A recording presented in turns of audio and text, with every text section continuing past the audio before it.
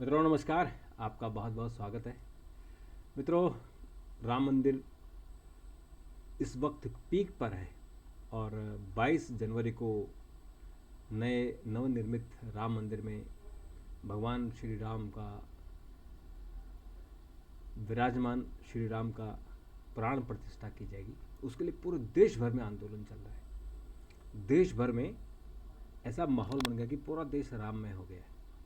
और उसके साथ साथ बीजेपी, आरएसएस और विश्व हिंदू परिषद, इन संगठनों की भी अपनी बड़ी ज़बरदस्त तैयारी है। ये दरअसल राम मंदिर का जो पुनर्निर्माण हुआ है, ये साधारण बात नहीं है। दरअसल ये हिंदू जागरण का एक काल है। ये जो हिंदू जागरण हुआ था, जो जब आरएसएस ने, बीजेपी ने अपने हाथों में राम आंदोलन को लिया था, राम मंदिर आंदोलन को, तो उस वक्त हिंदू स्तर से एकजुट नहीं था। तो जैसे आरएसएस ने एक प्रोग्राम बनाया था विश्व हिंदू परिषद ने कि शिला पूजन का, कि एक शिला होती थी, ट्रक में जाती थी और लोग जल चढ़ाते थे या उस घड़े में जल चढ़ाते थे। तो शिला पूजन का कार्यक्रम चला। फिर ऐसे ही कई कार्यक्रम हुए। फिर हर घर से, हर गांव से एक ईंट ली गई। वो ईंट अगर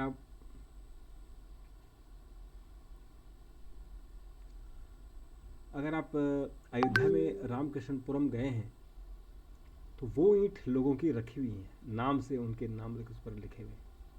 तो वो अभी जो राम मंदिर का निर्माण हो रहा है वहाँ इस्तेमाल हो गई। वहाँ पूरी कार्यशाला थी।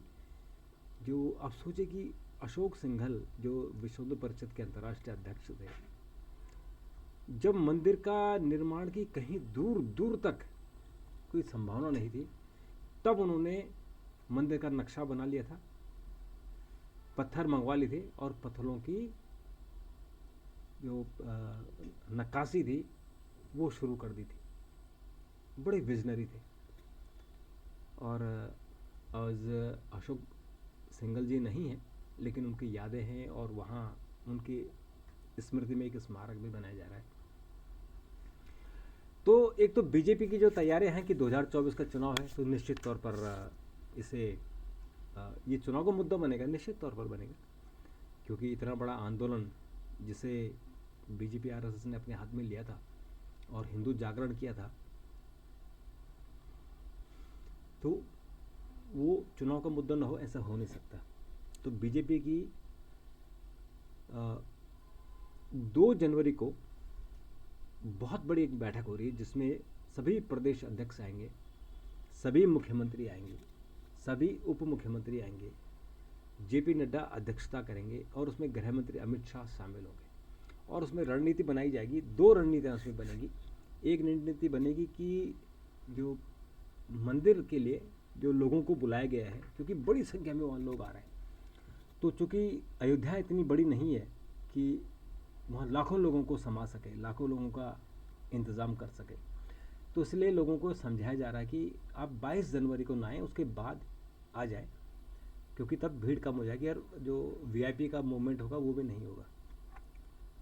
तो बीजेपी एक तो घर घर जाके लोगों को समझाएगी और लोगों को ब्रोशर देगी, राम मंदिर आंदोलन की पूरी कहानी बताएगी। और विश्व हिंदू परिषद वाले जो अक्षर लेके आए, अक्षत यानी चावल के दाने जो अयोध्या से लेकर आए, उनको एक पुड़िया बनाकर घर घर बांट रहे हैं, सड़कों पर बांट रहे हैं, लाल चौराहे पर बांट रहे हैं, लाल बत्ती पर बांट रहे हैं। और उनसे कहा जा रहा है कि आप इसको मंदिर में रखिए और 22 जनवरी को उस अक्षत को अपने घर में छिड़किए।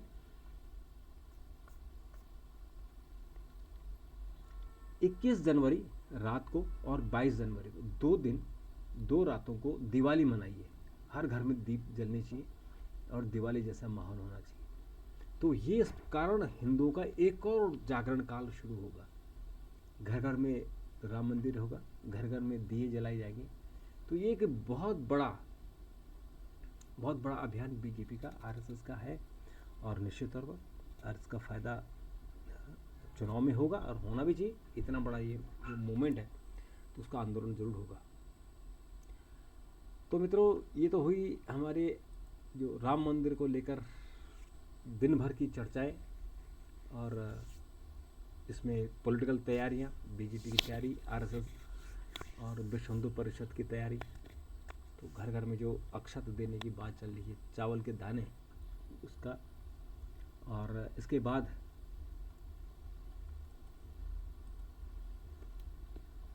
कुछ चर्चा देश के अन्य खबरों की जाए। मित्रों, हमारे देश में आपको पता ही है कि 26 जनवरी को गणतंत्र दिवस समारोह होता है, और इस बार का जो गणतंत्र दिवस समारोह है वो अपने आप में यूनिक है। एक तो उस पर महिलाओं को केंद्रित किया गया, यानी नारी शक्ति के रूप में। तो उसमें तीनों सेनाओं को कहा गया कि आप महिला टुकड़ियों को वहाँ पेश करें। और दूसरा, जो प्रधानमंत्री नरेंद्र मोदी का जो स्कीमें हैं, उन स्कीमों को जिन लोगों ने लाभ लिया है उनके लिए 15,000 लोगों को स्पेशल बुलाया गया है, और उनको मुख्य मंच के सामने बिठाया गया है ताकि वो गणतंत्र दिवस का समारोह का आनंद ले सके। इसके बाद मित्रों, आर्मी के लिए 4 ऐसे कॉम्बैट व्हीकल, इनकी जो कारें हैं, उनको इंतज़ाम किया गया, जिनको गणतंत्र दिवस में परेड में उनको शामिल किया गया। ये वो वाहन है जो वाहन पहाड़ों में चल सके, जो पहाड़ी, जो खराब रास्ते, दुर्गम रास्ते होते हैं, वहाँ चल सके वो। क्योंकि पहाड़ों में तो जब जैसे चीन ने हमला किया था, तो चीन के जो टेरेंस है वो फिर भी ठीक है, भारत की तरफ बहुत खतरनाक है, लेकिन चीन की तरफ फिर भी पठारी क्षेत्र है। तो वहाँ वो जीप जैसी गाड़ियाँ हैं वो चलेंगी। तो उन गाड़ियों को भी 26 जनवरी में पेश किया जा रहा है, यहाँ दिखाया जा रहा है।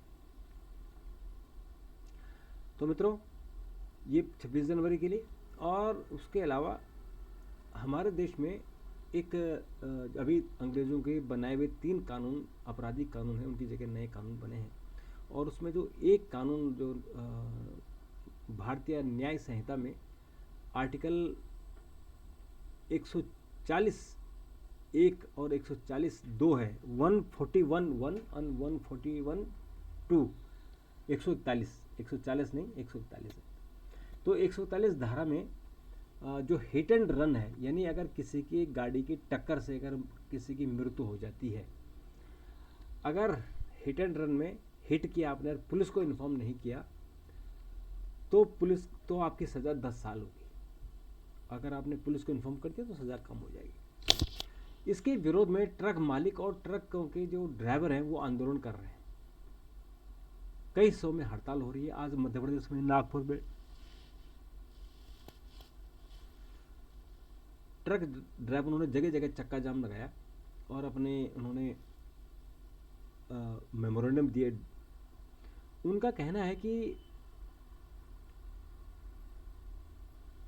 जो ट्रक ड्राइवर होते हैं वो एक्सीडेंट एक तो जानबूझकर नहीं करते, और जो छोटी गाड़ियां हैं उनके कारण, उनकी गलती के कारण एक्सीडेंट होते हैं, लेकिन पकड़ा जाता है ट्रक ड्राइवर, और लोग उसको मारने को दौड़ते हैं। तो इसलिए वो अपनी जान बचाने के लिए ट्रक छोड़कर भागता है, नहीं तो वो पिट जाएगा। तो इस कानून में ये लिखा हुआ है कि आपको पुलिस को इन्फॉर्म करना है, लेकिन वो पुलिस को इन्फॉर्म तब करेगा जब वो बचा रहेगा, नहीं तो लोग उसको मार देंगे, इसलिए वो भाग जाता है।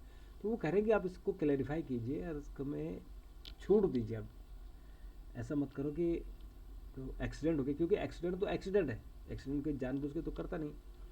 तो उस एक्सीडेंट में एक तो इतनी ज़्यादा सज़ा नहीं होनी चाहिए, और दूसरा उसमें कंडीशन नहीं होनी चाहिए कि ड्राइवर नहीं भागना चाहिए। ड्राइवर तो अपनी जान बचाने के लिए भागता है।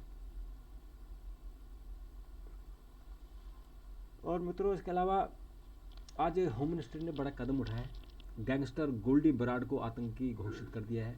अभी वो कनाडा में चल रहा है, और सिद्धू मूसेवाले की हत्या का ये मास्टरमाइंड था। और सिद्धू मूसेवाला ही नहीं, और भी बहुत सारे लोगों को ये इसने मारने की धमकियाँ दी है। सलमान खान जैसे आदमी को धमकी दी है, और ये लॉरेंस का भी कहीं ना कहीं दोस्त या उनसे संपर्क में है। तो गोल्डी बराड को आतंकवादी घोषित कर दिया है। तो अब इसकी मूवमेंट यानी कनाडा से बाहर जाएगा तो पकड़ा जाएगा। मित्रों, आज हमारी जो आज चूँकि जनवरी का पहला दिन है, नया साल की खुशखबरी है, उसी में हमारे इसरो ने खुशखबरी दी है। ब्लैक होल के अध्ययन के लिए एक नया उपग्रह इसरो ने भेजा और सफलतापूर्वक ये लॉन्च किया। ये है एक्सरे पोलरीमीटर, और ये 2024 का पहले दिन का अच्छा एक जो अभियान की शुरुआत की है इसरो ने। और इसरो ने पिछले साल भी चंद्रयान-3 और आदित्य L1 की सफल उड़ान भरी थी, सफल उसका प्रक्षेपण किया था। और अब PSLV-C58 से इसको छोड़ा गया, और ये मॉड्यूल जो है इसको वैज्ञानिक PSLV ऑर्बिट एक्सेलेरोमीटर मॉड्यूल कह रहे हैं। और इसका प्रयोग करने के लिए उपग्रह की कक्षा को कम से कम ऊंचाई यानी 350 किलोमीटर तक कर दी गई है। धरती से 350 किलोमीटर दूर जाके वो स्टेबल हो जाएगा, वहाँ से वो जो ब्लैक होल्स हैं उनका अध्ययन करेगा। और इस तरह से ये इसरो की आज बड़ी उपलब्धि रही है।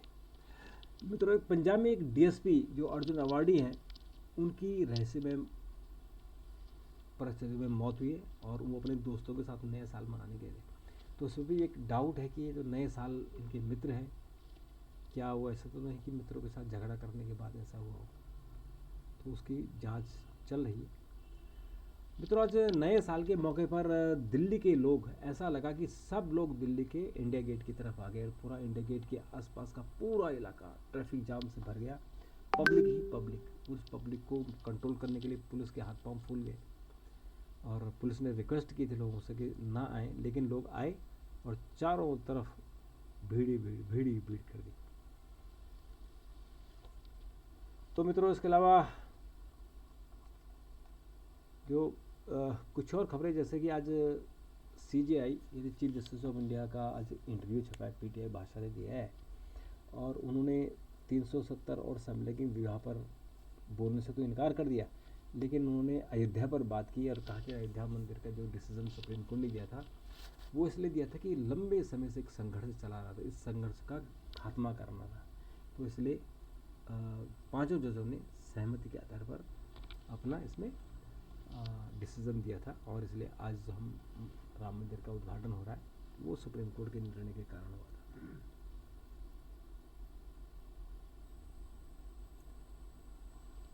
तो मित्रों, इस तरह से अब गगनयान की तैयारी चल रही है, 2024 में होगा, और इसरो प्रमुख ने कहा कि इसके लिए भी हम लोग तैयार हैं, सफलता के साथ तैयार हैं। तो मित्रों, अभी के लिए इतना, फिर आपसे मुलाकात होगी। चैनल को सब्सक्राइब करना ना भूलें। नमस्कार, थैंक यू।